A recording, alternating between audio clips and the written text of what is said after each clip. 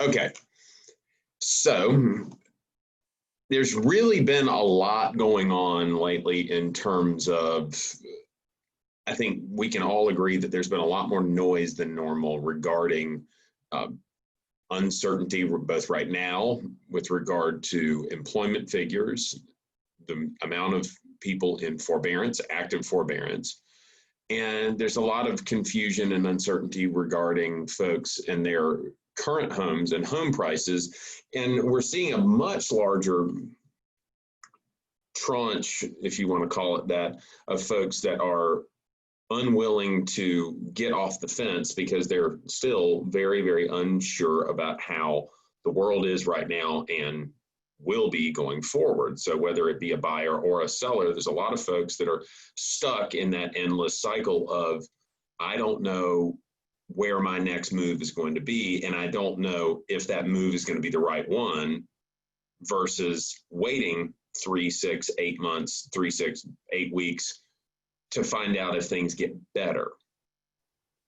So my goal here today is to help unpack just the evolving numbers that we've all been looking at the last, we thought this was going to be a 3-hour tour, and it turned into a 6-month version of every single Friday you get to see me blab about the market data. But let's unpack what's going on right now, what has been going on. Let's identify a couple of trends.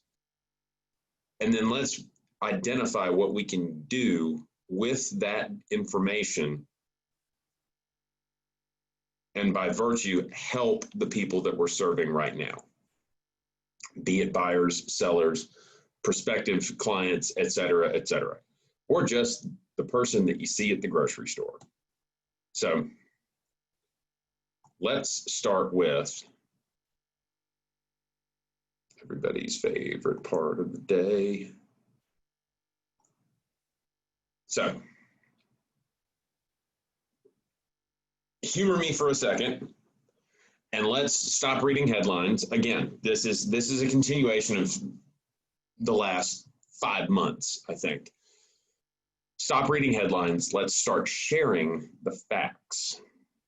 So really, what does that mean? I mean, really what we're looking at right now is how to have more informed conversations with the people that we want to have conversations with, right? If somebody's not interested in buying or selling, that doesn't mean that they don't or are not worthy of having that information shared with them to help at least put their mind at ease with regard to, hey, I'm really still curious what my home is worth. Did my home value drop? You know, I'm renting and I'm in a great spot, but wait, what would be the comparative buying power that I have versus what my current rent payment of $1,700 a month is? Seriously, I can afford a $300,000 house and have the same exact monthly payment? That's amazing. Let's look at what the both national numbers are. Let's peel back the local numbers, and then let's talk about the larger implications of what it means to the clients that we're servicing. So, like again, I say stop reading the headlines, but it's true.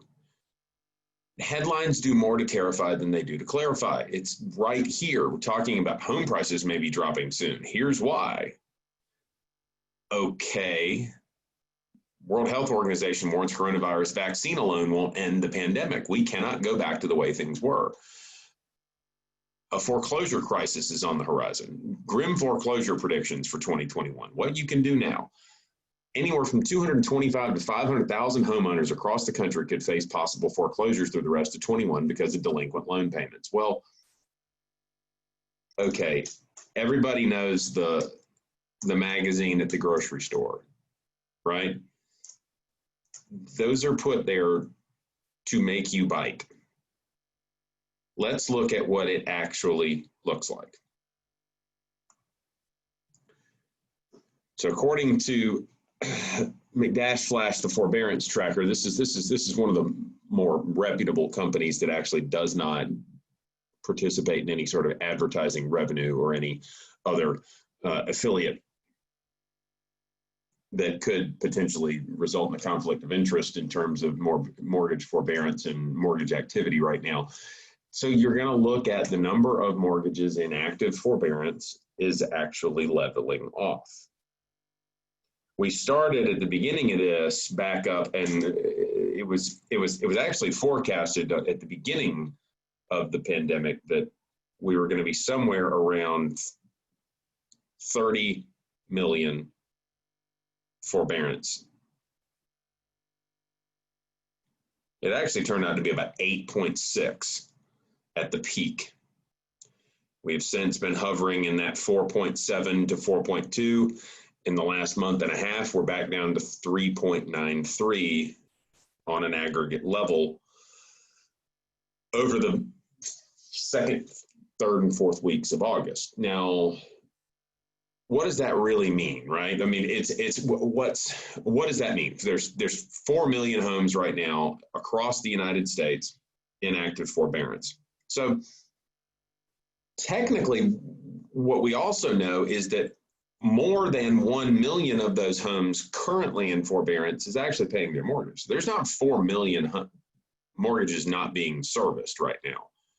It's something about 2.5, which if you look at the trend line for the average number of foreclosure and forbearance, well, forbearance is not a normal thing, but the average number of foreclosure and distressed home sales proceedings in the United States, well, guess what? The trend line is typically around 3.5% to 5%. Let me say that again. The typical trend line for foreclosure sales in the United States on a year-over-year basis, every single day, no matter what, is anywhere between 3.5% to 5%. Right now, foreclosures and short sales are representing less than 1% of sales. Why is that? Despite the fact that we have these grim statistics about people that are struggling. Yes, I get it. And I'm not trying to downplay that in the least. Why is that foreclosure proceedings and short sales are representing a far, far, far smaller representative statistical set of the actual home sales in America? Well, the fact is that there's a greater home affordability, despite the fact that prices are rising, and I'll get to that in a second. There is also an enormous amount of equity that has been built up within United States homes over the past 7, 8, 9, 10 years. I know this graph only goes 8, but the fact that equity is at an all-time high, I've hinted to this before, that about 30% of homes in the United States are owned with greater than 20% equity, and almost 40% of homes are actually owned free and clear. It's a fantastic statistic, considering this fear that we're all going to go into foreclosure, right? Or that foreclosures, for some reason or another, all of a sudden, while the fact that they consistently go on day after day after day after day, and everybody with an REO account and all those REO leads, they sell foreclosures left and right every single day, whether it's 2020 or it's 1979. But all of a sudden, foreclosures are going to be a thing that's going to affect home values in a negative way. It never has, and it never will. That being said, I also want to stress that while that is a big figure on a national news level, it is an infinitesimally small percentage of what's actually going on when it comes to home sales right now. What happened was you had roughly 8 million Americans see a headline and say, oh, if you don't pay your mortgage, if you've been affected, and I get that. I get that people have been extremely affected, not just personally, physically, mentally, but also financially by this. They thought that they were just going to be forgiven. Well, then They went a month or two without making a payment, and then they went, uh-oh, bad idea. We're going to have to back up. That is a reason why greater than 1 million of that 3.9 million. So you're talking about essentially 30%, 25 to 30% of the current active forbearance numbers in the country figured it out and then went back to making payments and are current at this point in time. They are still under forbearance because that window, the original 180 days, tacked onto an optional 180 days on top of that for a 360 total. You've got people still in their window, so they're actually counted as inactive forbearance, but yet they're current on their payments. Once that 180-day window drops off, you're going to see that number cut in half. And that's not just me saying things are going to be all right. That's the numbers showing us that it might not actually be as big of a looming disaster as some of the outlets are making it out to be. And you look at this, so let's look at sellers. We're talking about the seller traffic index, and now this is from NAR, but South Carolina has a stable seller traffic index. Now I'm going to get to that in a minute, the way that it works in Greenville as well, because I think that having this national graphic helps, but South Carolina as a state doesn't necessarily help us understand and articulate Greenville as a locality. So while we're looking at this, the only thing that's important here to note is that the vast majority of the United States right now is very, very, very, very weak in terms of seller traffic. What that means is that it's very weak in terms of new inventory coming to market. And you'll actually find that Greenville is right there with the rest of the country when it comes to weak new seller traffic into the marketplace. Yes, South Carolina as a state and Greenville as a market is very healthy. It's also very stable. I think the key indicator here is stable. But what we want to emphasize is the fact that, yes, here's what's going on in the entire country. Unless we can peel that back and go all the way down to the level of what's up in Greenville, we're not going to do our clients the proper service that they deserve. And that's why we're going to go a step further.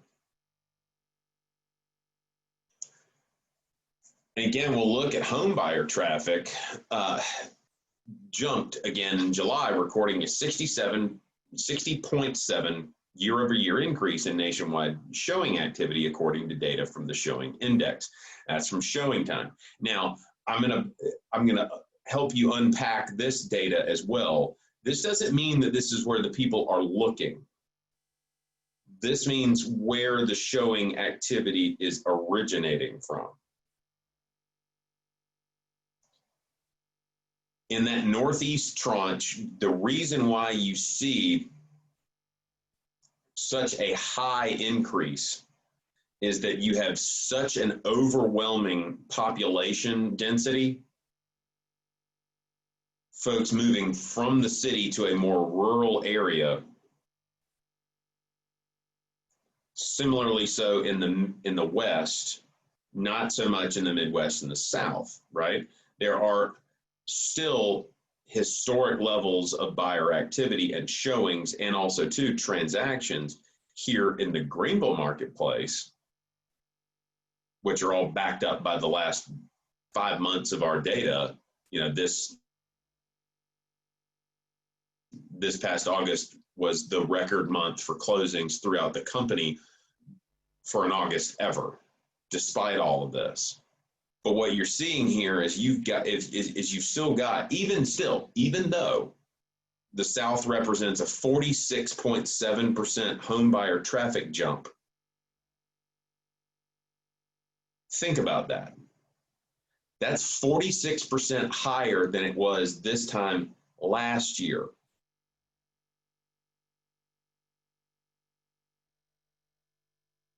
even though the South is the least of the areas in which folks are saying, oh my God, I got to get out of here. I need wide open spaces. I need freedom. I need not to live on the 38th floor, whatever the reason might be. You still are looking at, in the South, a 46% increase in buyer traffic, coupled with a historic level of low inventory, not just here, but we can go back all across the nation.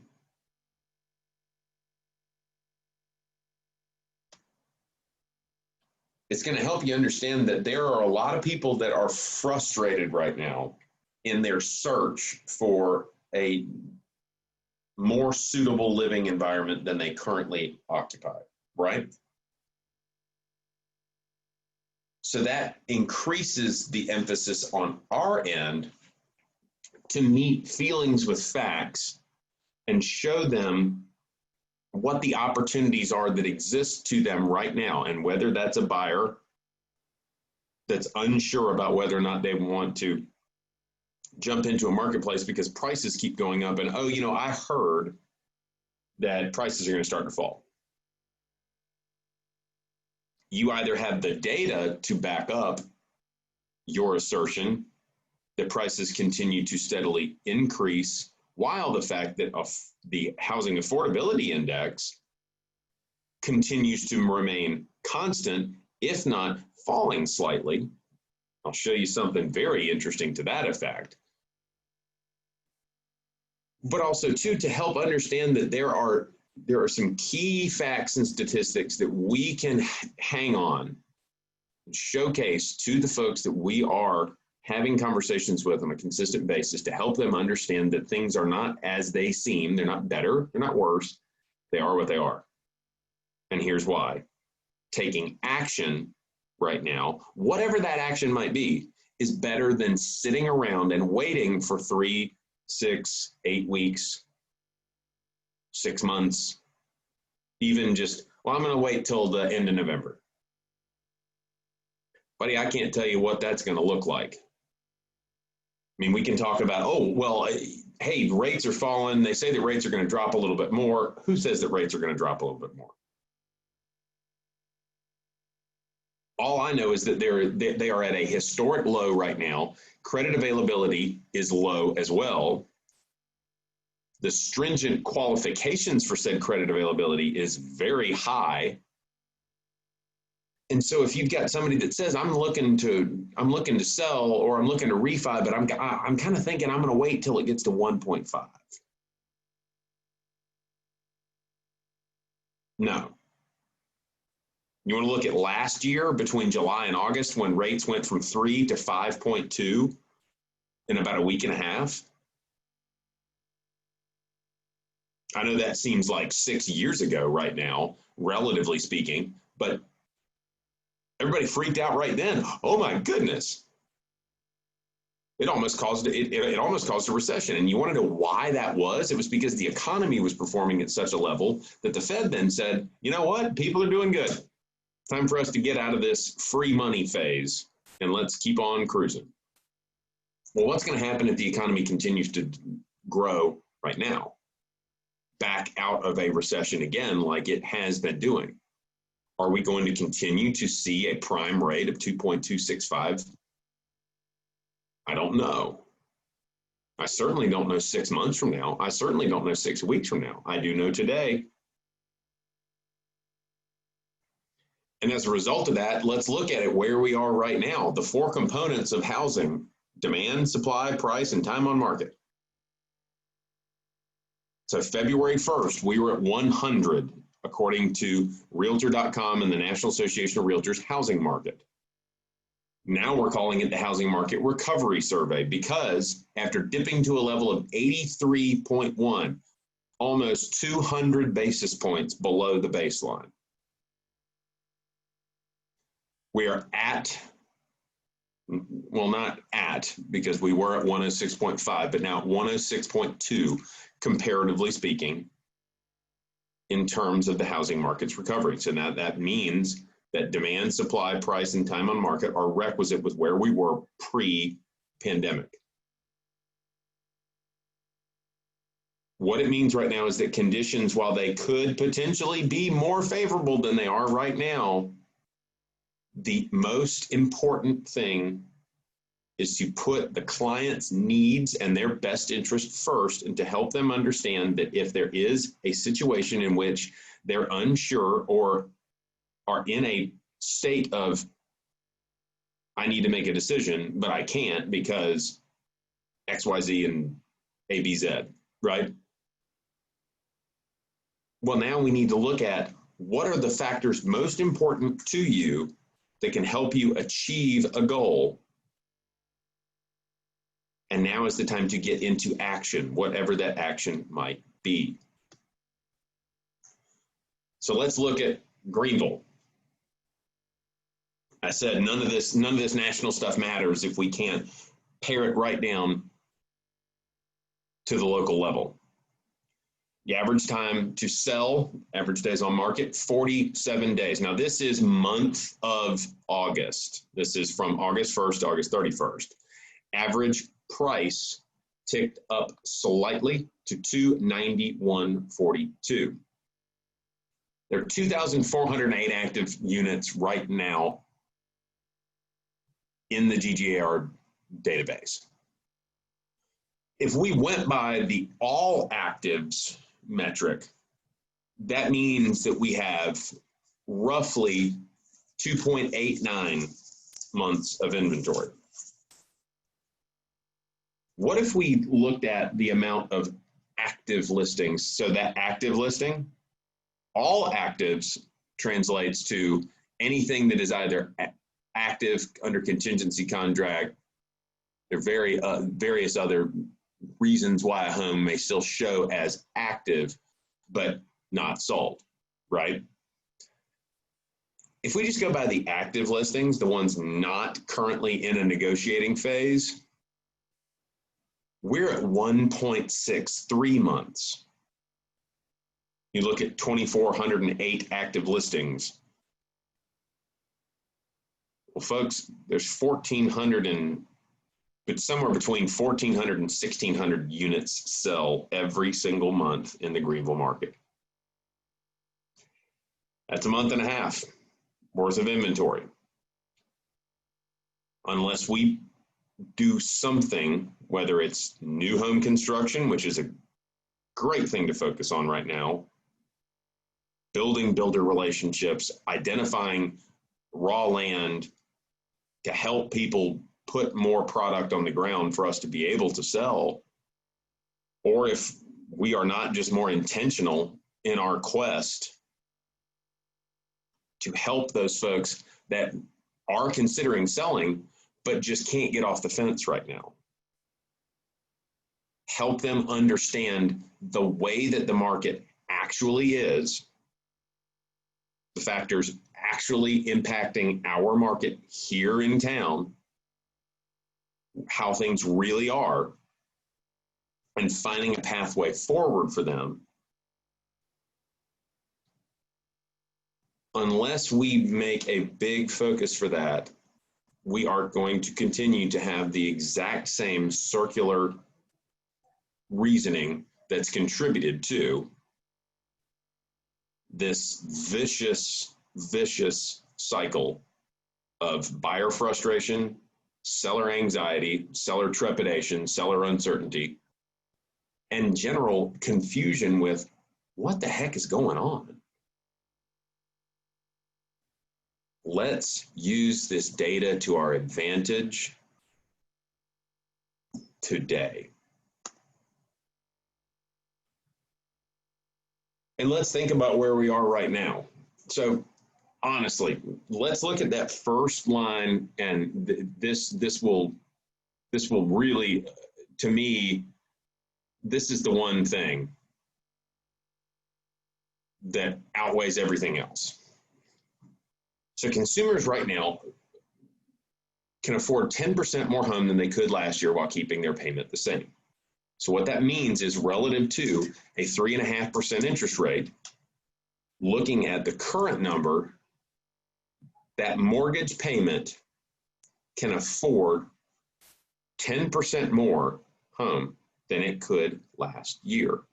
So essentially what you're looking at is a $1,800 payment for a $310,000 house this year, where last year that was a $280,000.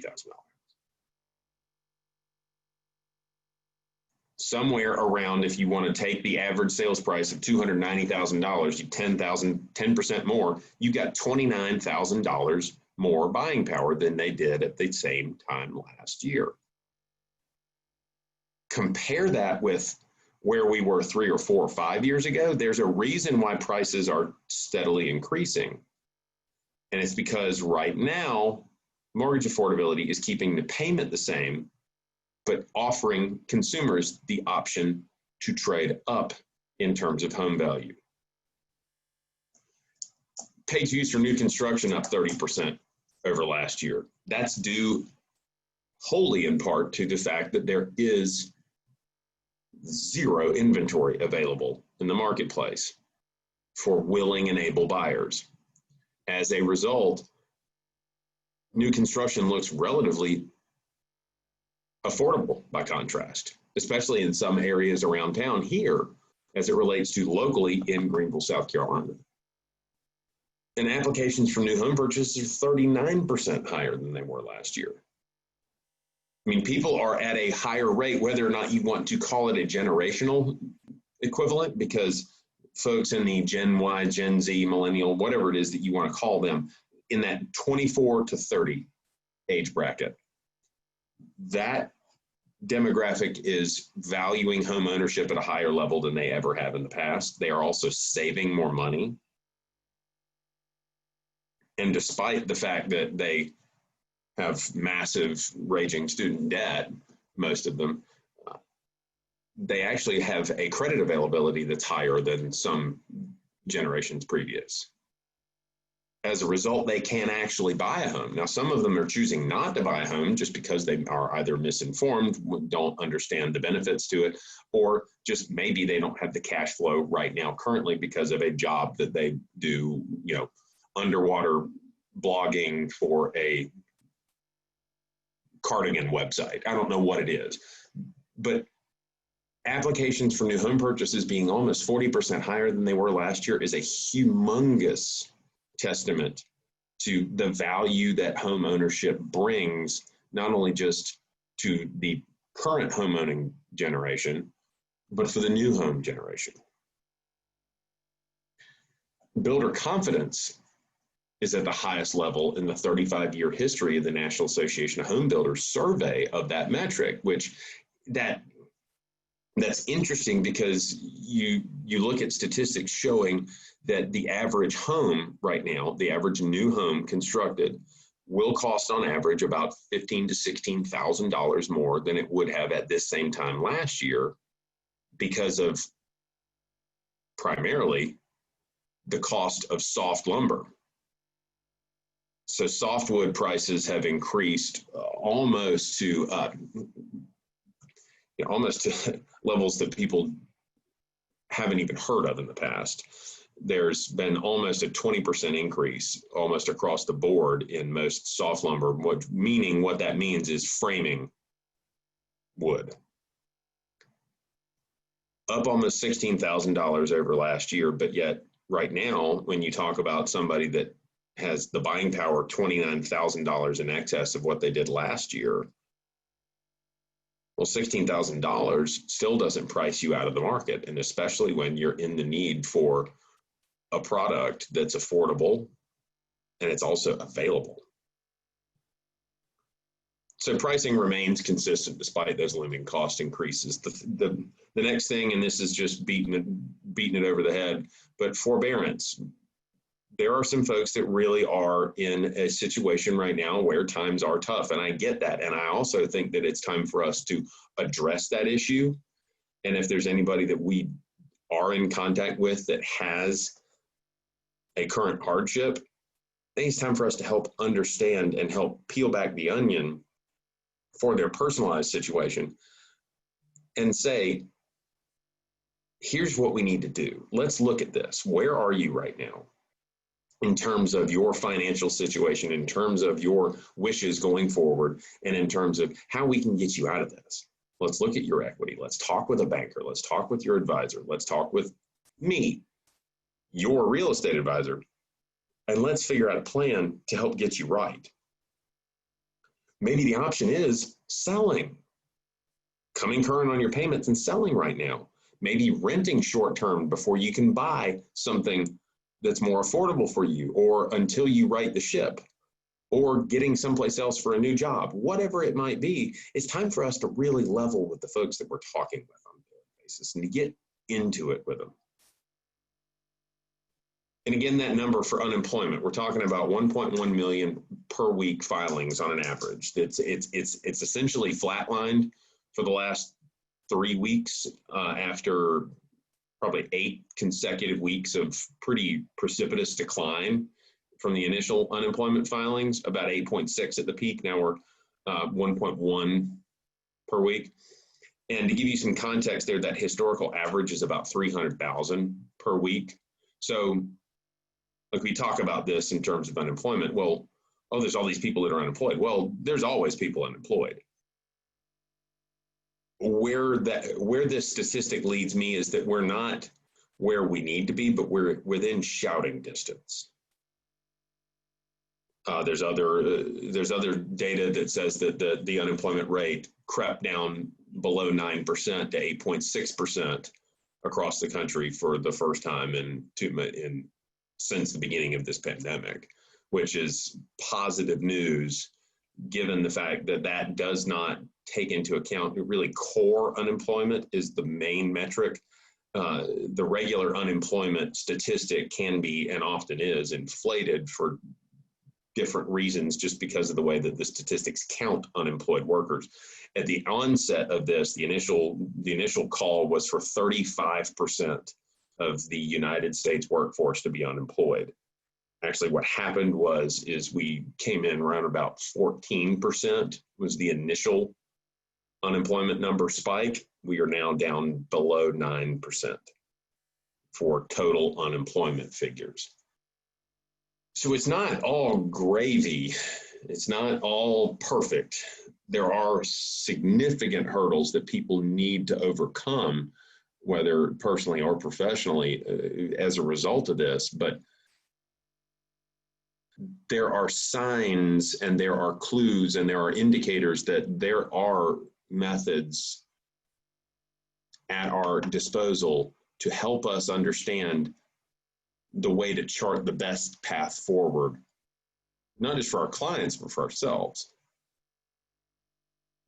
And I know we're 11 days into the month, but I think there's 4 things that we can all agree that we can work on in the next 4 months that can really make or break the remainder of our year and put the puzzle pieces in place to complete the picture. One is to be that calming influence. How do you be the calming influence? It's by sharing facts, not opinions or I heards or I think. It's really owning the information that we're giving and providing it to the public. It's new buyer consultations right now. Everybody's had a conversation with somebody that either isn't a homeowner right now or is looking at being a homeowner right now, but is extremely unsure as to how the remainder of this year is going to go or how the future is going to go, period. So what we really need to do is look at, because mortgage availability is right there. The affordability of it is right there. The X factor here is to really have a good substantive conversation, not just with the buyer themselves, but with a lender that can help them understand, okay, let's look at your current financial situation, determine what the actual payment, what the amount of cash needed to close, the amount of down payment that would be necessary in order for them to qualify for a loan. And then and then as a result of that, what is your buying power and what does that mortgage payment look like? to show that person that may be on the fence about renting versus owning. And well, you know what, your $1,500 mortgage payment, if you're thinking, man, I'm just going to stay here for the next 2 or 3 years and pile this up, well, you're paying $1,300 a month in an apartment, let's just say, and your mortgage payment would be $1,500. Well, after 3 or 4 or 5 years, if you stay in that apartment, that's $50,000 worth of rent in your $1,200, $1,300 a month apartment that you have pitched down the drain, notwithstanding any HOA fees or down payment or anything else like that, that all of those things can contribute, at least in a small part, to the buildup of equity in a home. Now you look at that 5 years and that $50,000 worth, roughly if you stay in there for 5 years, you've got $25,000, give or take, depending on your down payment, worth of equity built up. So you're telling me I'm going to get half back. Or somebody that's on the fence about it just because of the affordability aspect of it. Well, chances are that person is living in a renting environment right now, or they're living in a smaller home, et cetera, et cetera. They probably have a roommate. And if they don't have a roommate, they need one. Because where else are you going to get a friend of yours to cut you a $500 to $700 to $800 check every month? Just because. And the answer is you can't. So I think right now it's more than ever, it's trying to help educate and consult with new buyers, that younger subset of America that wants to buy a house, that values home ownership, but they just might not understand all the facts.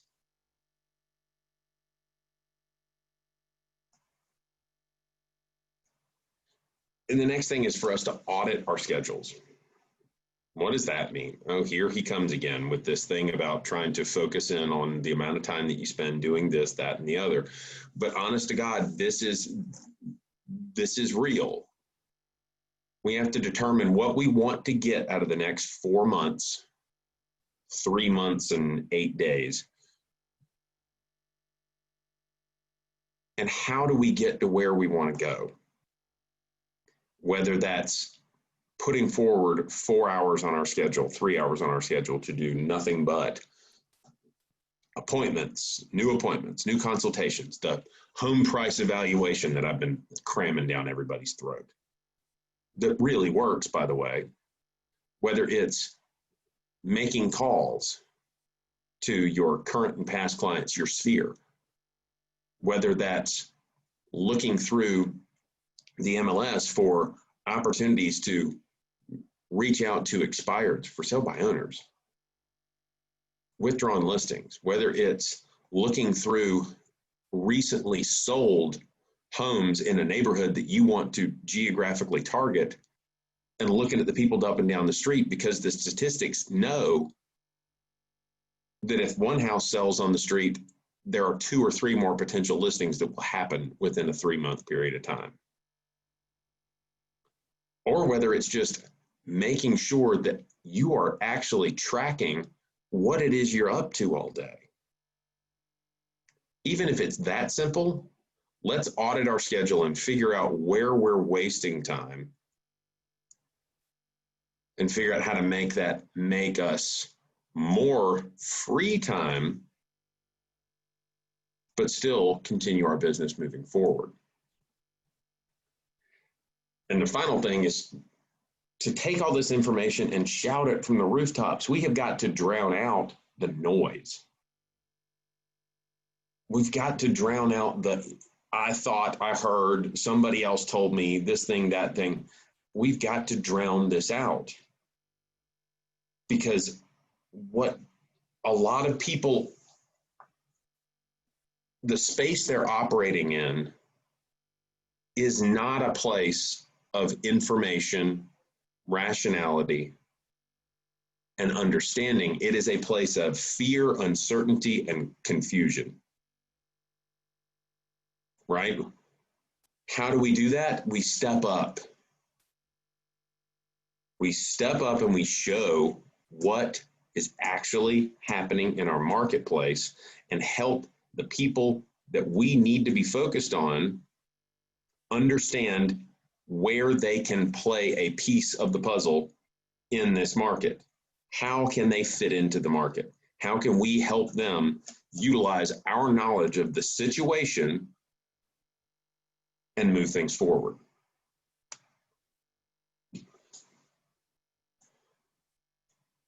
So what are you going to do? Where are we going to go the next 4 months? If you want to make a promise to me about some goal that you have, feel free to get with me offline. If you want to work on something towards a goal, for the next 4 months, we've got the opportunity to go to the sky. But it's not going to happen by puffing it up, playing it down, or just hoping for things to work out the right way. It's us understanding that we're the thermostat for our clients' changing temperature.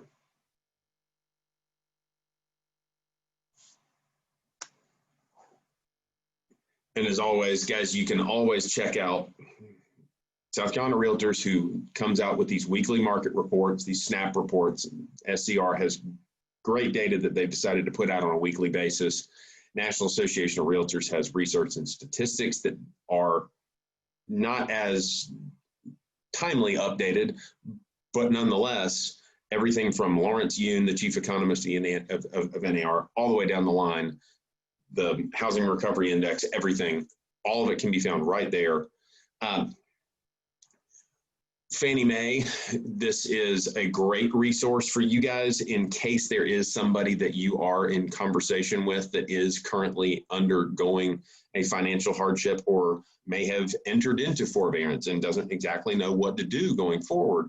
That portal here helps you understand and helps compartmentalize the different stages and the different steps of action regarding forbearance and how to climb out of that if that's a thing that they're currently experiencing. And then finally, too, a good thing from NAHB, NAHBnow.com is a blog that is updated, I'm not going to say constantly, but fairly consistently.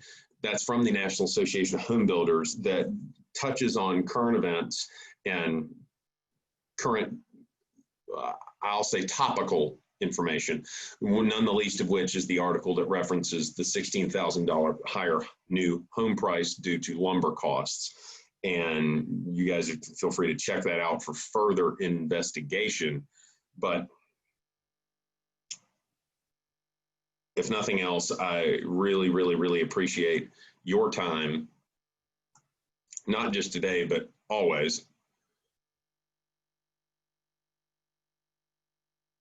And with that being said, are there any questions that any of you have that I may answer right now? Either regarding the data, the thoughts moving forward, and if you want to, feel free to share with me offline, and I'm happy to help in any way that I can. I don't have any questions, Richard, but I just want to say thank you as always for putting this together each week. Guys, thank you. I really appreciate it. You guys have a great rest of the day, a great weekend, and I will be talking with each of you soon, okay? Bye. Thanks, Have a good Richard. one. Bye, y'all. Bye. Thank you much.